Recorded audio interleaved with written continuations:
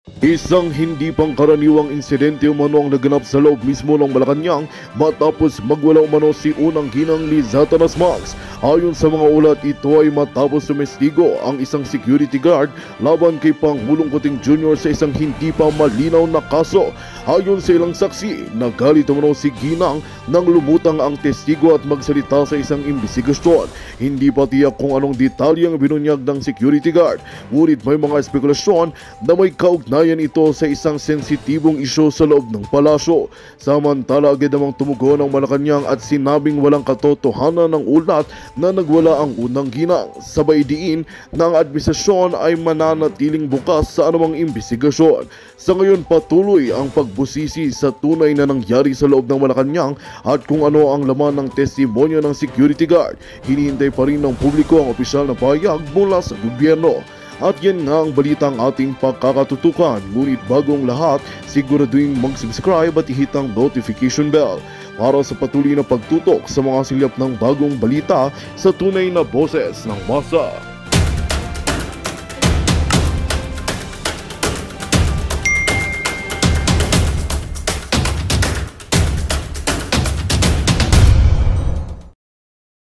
Paranoid na, sabi ni Amy. Yes, paranoid niya. Dismantle the oligarchy in the Philippines, sabi ni Fahad Isaac. Ayun na nga, kitang-kita niyo naman yan noong panahon ni Duterte, pinagmumura niya yung mga malalaking negosyo.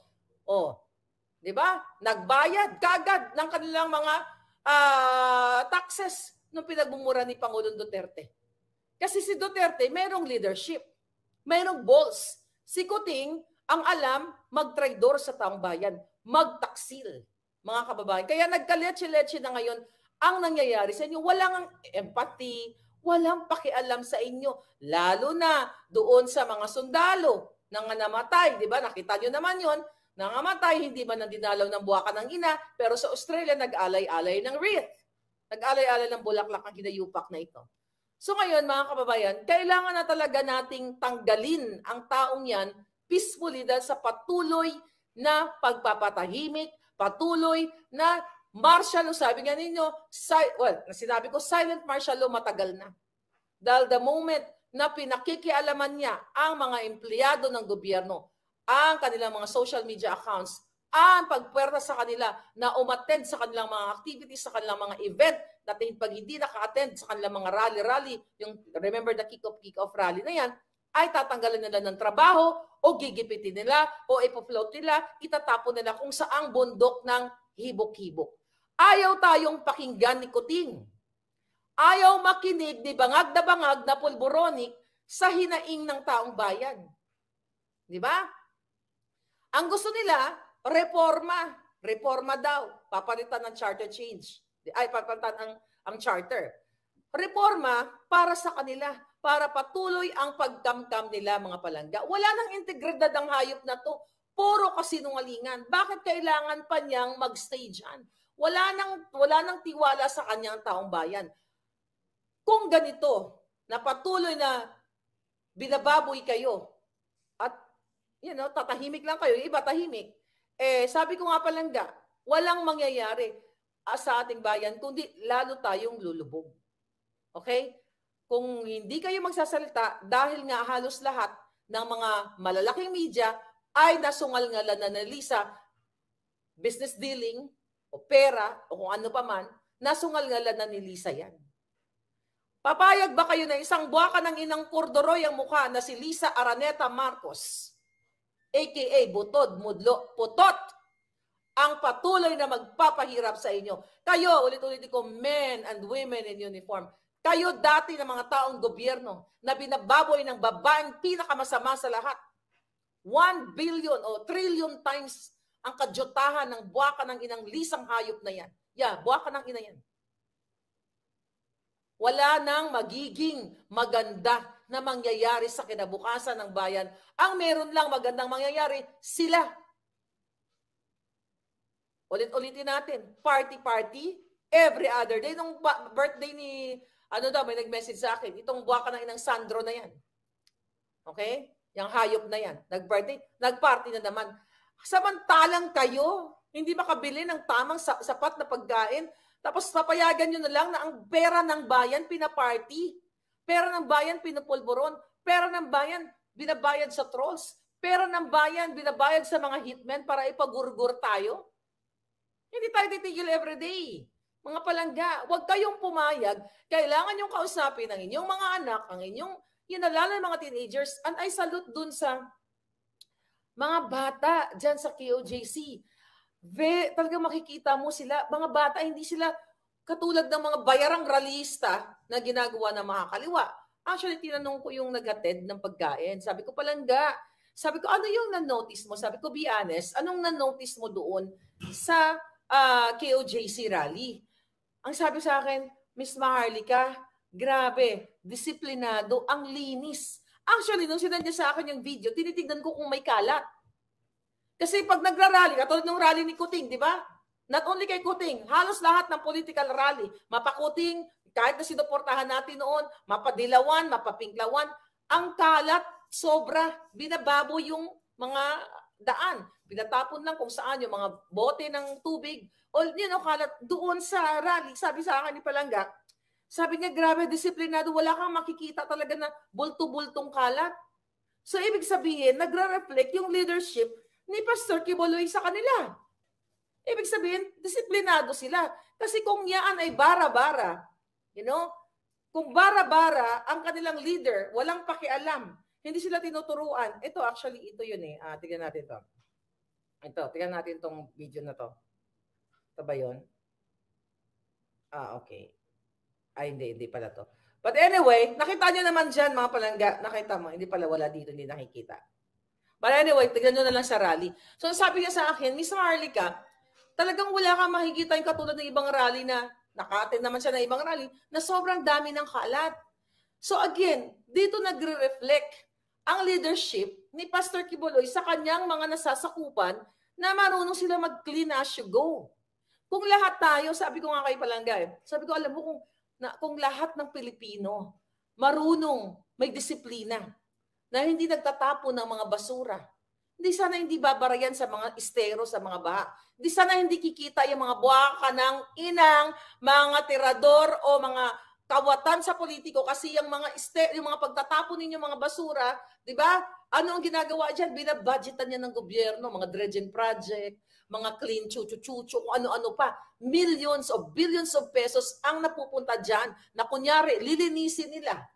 Di ba? Tatanggalin ang mga kalat, pero ang ipupondo lang diyan, kapiranggot na porsyento, 10%, 20%, 80% nakaw. So kung ganitong klase ng mga kabataan na kahit doon sila ay nagtitipon, libo-libo sila, wala kang makikitang kalat, that's amazing. Sabi ko nga, ibig sabihin ito, mga batang ito, itong mga religious members na ito, disiplinado sila, pinoprotektahan nila yung kanilang what?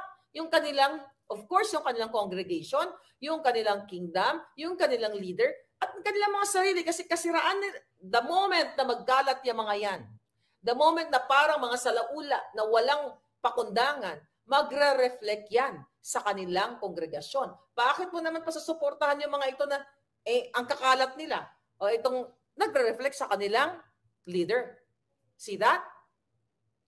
Malinis talaga ang paligid ng prayer rally. Sobra ang galing na pamamalakad ng KOJC, sabi ni Palangga. Di ba? Tignan nyo. Okay, tignan nyo yun kung malapit kayo dyan sa itsura. O, ang lilinis. Hindi yung katulad ng panahon. Actually, nadadyan ako sa nung, what do you call it? May 7. Nung nag-rally kay dyan sa Soler, kay Kuting, di ba? Makikita mo, ang daming kalat. Di ba? Actually, ako, ako noon, nagsalita ako, sabi ko, ano ba to? Sabi ko, dapat naman nagliligpit tayo. Dapat naman hindi tayo nagkakalat. Doon, after noon, di ba? Gabundo ka mga kalat. Kasi walang leader na nagsasabi na magligpit kayo. Kaya sa mga susunod na mga rally, whether not KOJC at iba pa mga rally ng mga palangga, ito, total women empowerment, di ba? Try your best. Na pag may ininom kayo, may kalat kayo, lagay nyo sa bag ninyo. Tapon nyo sa basurahan. Kahit balat ng candy. Kasi napakalaking bagay kung libo-libo tayo, lahat tayo nagkakalat. Isang balat lang ng candy, isang bote, tatapon natin ng bonggang-bongga. Di wala na. Mismo tayo ang dumudumi sa ating kalikasan, dumudumi sa ating bansa. 'Di ba?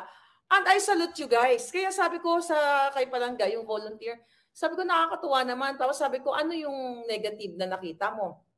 Sabi niya sa akin, ang negative ma'am, yung iba, hindi doon sa rally. Sa ibang, kasi bumili siya ng mga water. Tinatanong niya yung mga tao na ano masasabi.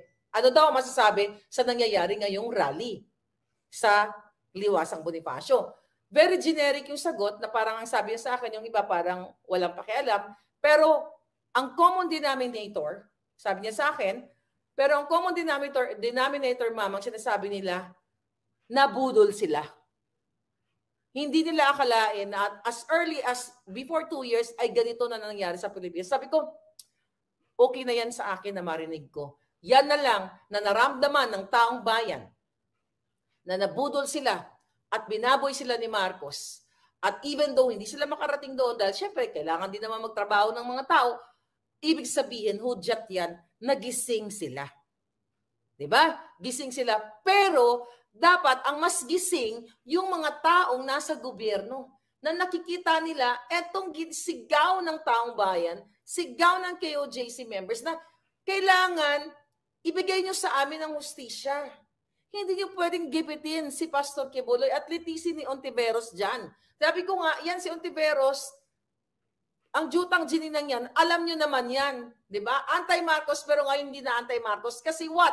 Ang kanyang kapatid na si Jingay Ontiveros ay nagtatrabaho kaya Boytis at yung connect, nakita nyo, yung connect the dots. Kaya tahimik siya. So sa halip, ayan ay dilawan. Ano ba si Lisa? Super dilawan. Pulahan. So magkakasabot na yung mga putang inang yan para gipitin si Pastor Quiboloy. Gipitin dyan at gusto nilang litisin. Imagine nyo, in aid of legislation, Chucho. Tapos recently, di ba, itong si JV Ejercito, tandaan yung pangalan, binawi niya yung kanyang nag-withdraw siya, di ba? Yung perma niya na dapat hindi i-contempt si Pastor Quiboloy. O ano, JB, magkano? Nabayaran ba, JB? Ha? Ngayon, ito lang sa atin. Mga kababayan, lahat tayo, okay? Lalo na si Pastor Quiboloy, kasi religious leader siya eh. Kaya nga tayo may separation of church and power eh. Na hindi dapat pang pagkikialaman o panghimasukan o i-politicize yung mga religious group. Hindi dapat silang targetin. Di ba? Kung meron man siyang pagkakamali, dalhin siya sa proper forum, sa korte. Hindi dyan. Na talagang ang target ni Lisa Ahas at ni Marcos Jr. ay ipahiya at ginagamit itong si Ontiveros at ginagamit ang mga jutang ginemes na pwedeng gamitin ni Lisa para i-shutdown, which is na-shutdown na nga lang, tanggalan na nga ng prangkisa, si Pastor. Dahil ulit-ulitin natin, natatakot si Lisa Ahas Marcos na mag-take over si Inday Sara. At alam ng taong bayan na si Inday Sara, si Pangulong Duterte, si Pastor Quiboloy ay ganito ang kanilang friendship. Ganito ang kanilang support sa isa't isa. The target is Sara and Pangulong Duterte. At kasama siyempre si Pastor. Kaya sabi ko nga, para silang mga ganyan, magkakapatid. Di ba? So yan ang ginagawa ni Lisa Smugs. Like ako, di ba? Critical. Ano ginagawa sa akin? Alam niyo naman siguro yun. Pero sa tingin niyo, papatinag ako? Hindi tayo papatinag, mga palangga. Hindi tayo papatinag kahit magtanim pa si Lisa Ahas na mga kaso-kaso sa akin. Thank you sa mga dasal ninyo. Sabi ko nga, isang beses lang ako mabuhay. Kakarayin kong putang inang yan. Kahit sa ang korte. Para umikot na yung kipay niya. Diba? Gagamit siya ng proxy. Bakit? Diba? Bakit siya gumagamit ng mga proxy ng tao? Siya inaakusahan ko. Tangina ka, smuggler ka. O, diba? Diretso. Yan, lima lang ang sinabi ko na Lisa Ahas Marcos, ikaw ay isang business partner ng smuggler. Hindi yan di umano. Straight from my mouth. Ba tayo kuso ng putang inang yan? Takot siya kasi magagaladgad siya. Diba? Sabihin ko, tangina ka. Inarbor nyo si Amit Chandiramani. O, diba? Napakabigat niyan kung gusto niya akong kasuhan. Hindi niya gagawin yan. Kasi takot niya makaladgad yung buwaka ng inang yan. Ito si Amit Chandiramani. O, ito. Ito yung hinuli. Pakita natin uli. Kaibigan ni Mel Robles. Ayan. Tatayuan ko yan. Kasi nahuli. Ayan, may mugshot na. Tangina, nahulihan na ng dekalibring matataas na barel. Inarbor ni Robles, pinalaya. O yan.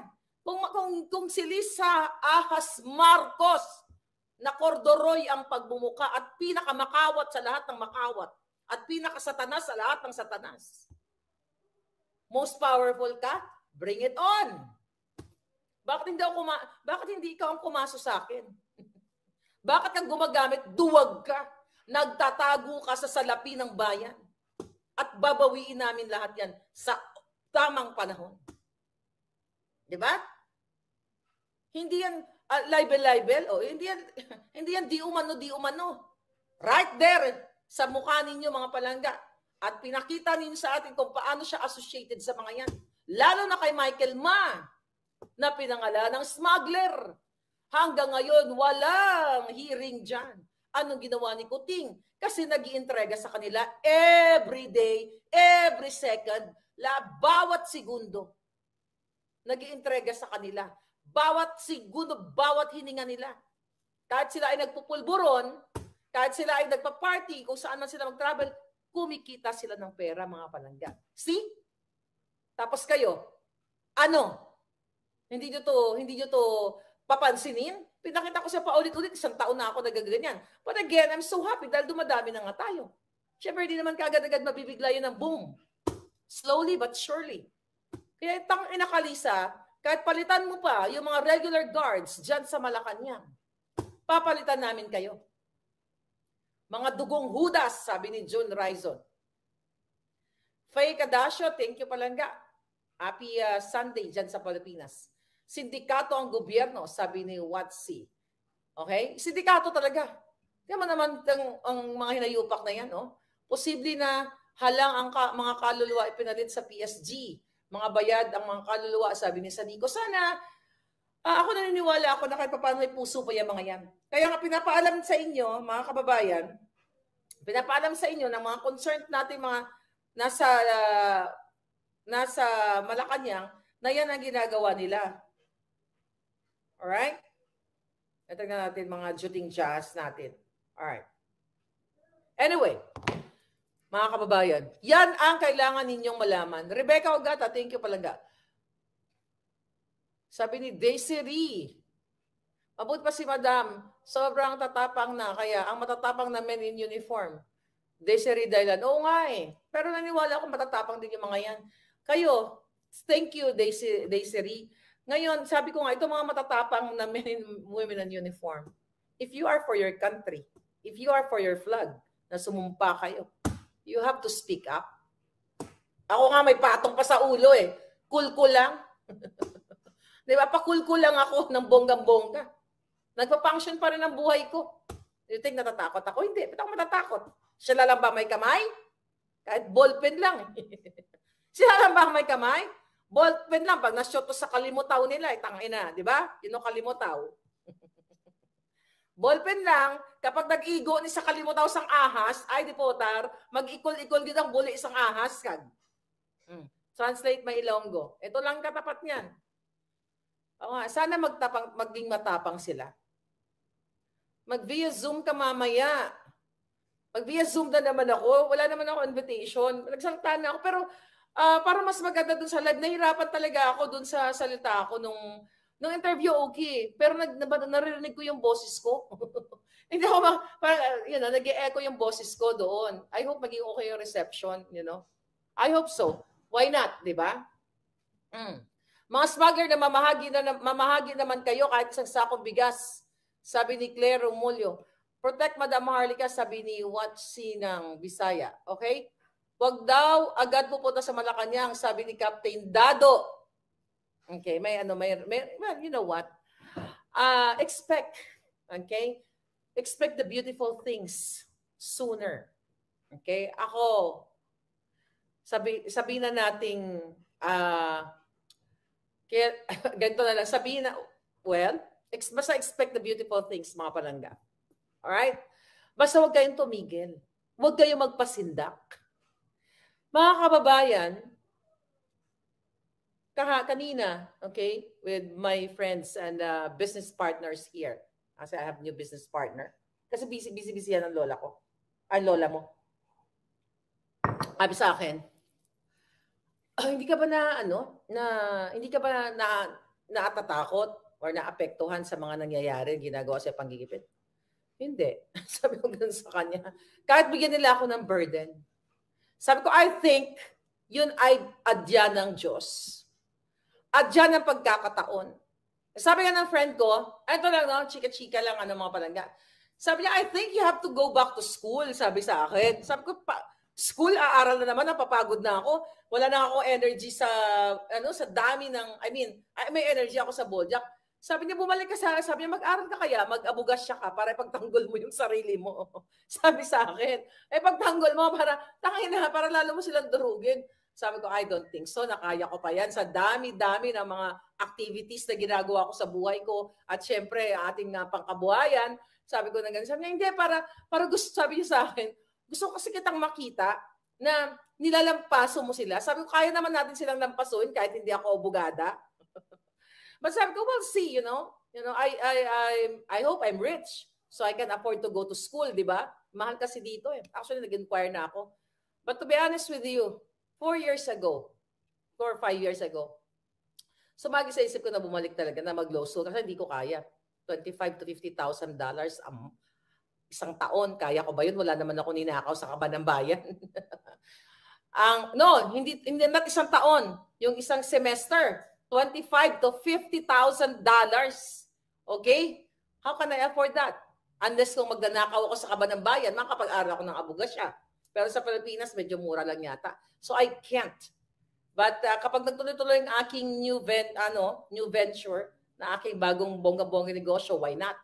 Diba sabi ko sa kanya, hayaan mo, darating ang panahon, malay mo, maging okay yung business natin na bongga-bongga. Hindi pag kumikita na tayo ng 100,000 a month o 200,000, hindi balik school tayo. But we'll see. Anyway, pero ganun pa man, kahit na hindi tayo abogado, okay? Ipaglaban natin ang ating karapatan. Marami naman mga lawyers na pwedeng tumulong sa atin kapag tayo ay ginipit ni Lisa Aas Marcos. Diba? Yan ang ginagawa niya sa akin. Yan, mga palangga. Sabi ni Rick Gomez, si Taning afford mag-aral sa UK. Exactly, yan putang inang yan. Imagine, pinaaral ni Lisa yan. Pera ng bayan. Saan kukuha yung taong yan ng pang-aral sa London pa? Boarding. Tuition fee. Paglamo ng baboy na yan. Saan kukuha yan? Yan ang isa yan. Walang trabaho nakapag-aral sa UK. Yan, thank you palangga sa pag-comment yan, ha? For reminding me. Si Rick Gomez, saan kukuha ng pera yan? Di ba? Pera ninyo. Namamalimos lang, nangingikil lang sa inyo yan.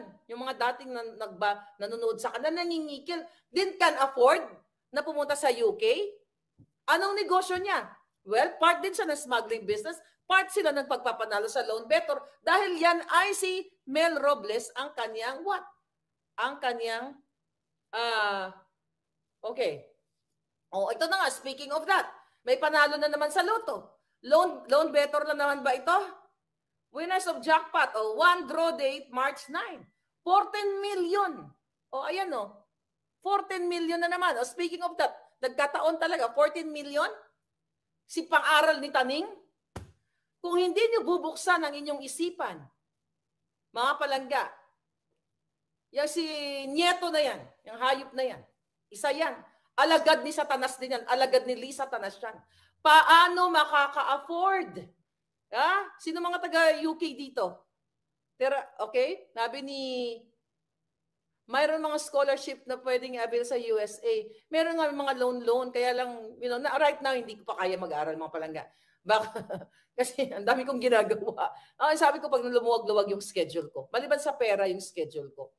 Baka nakagano na ako dito, hindi ko na alam sa sasabihin ko, di ba ngarag na. But balik tayo doon. See that? Paano makakapag-aral yung ulupong na yan na alagad ni Satanas? Di ba? Na walang negosyo. Nangikil pa sila sa inyo. Si Mel Robles nangikil pa sa mga followers niya nung namatay si Jojo Robles. Di ba? Nanghingi ng abuloy nung namatay. Paano maka-afford yan na pag-aaral? Doon pa lang kung malinaw ang inyong kaisipan na ginagastos nila ang pera ng bayan sa kanilang mga personal na interes. Hindi lang libo-libo o milyon ang kailangan bumaha sa lansangan. You have to speak up now. Kailangan nyo ng kumilos, mga palangga. Kailangan nyo ng magsalita. Sabi ni Poms Cute, walang pera yan. Si RJ na nagpunta nga yan dito sa New York. Pakain namin. O, see that, palangga? O, sabi ni palangga, o, ano natin? O, kahit naman dito sa California, di ba? Pumunta yan dito, nang mamalimos, binigyan niya ni Kelly Kellogg's yan, Kelly Dayag ng $100. So, anong ibig sabihin nun? Binababoy ni Lisa Marcos, ni Marcos Jr., ang pera ninyo, imbis na para sa livelihood programs, sa mga scholarship ng mga anak ninyo, ayusin ang ating ekonomiya. Anong ginagawa? Ninanakaw ang pera ninyo para ipaaral sa kanyang mga trolls. Ipapambayad sa kanilang mga attack dogs. Hindi pa kayo kikilos? Kailan tayo kikilos, mga palangga?